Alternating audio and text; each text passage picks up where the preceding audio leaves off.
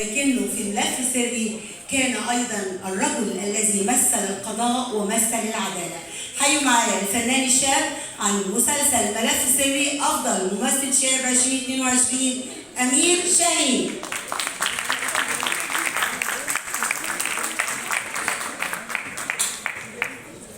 أستاذ سمير يشرفني على المسرح. ألف مبروك. أمير هو الممثل اللي أول مرة أروح أتكلم عن تكريم فشركة الإنتاج تقول لي إحنا عايزين نكرم فلان. إيه السر؟ تفتكر ليه؟ اختارت دي حاجة حلوة جدا.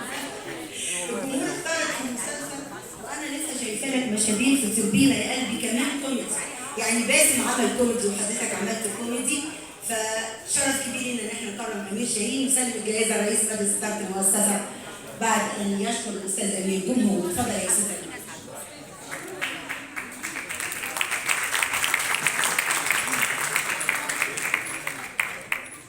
الف مبروك. نشكر جمهورنا. شكرا لاداره المهرجان، شكرا للمنظمين، شكرا للاستاذ سمير، اشكركم جدا. ميرسي، شكرا. الف مبروك. الف مبروك امير شاهين افضل ممثل عن مسلسل ملف سري.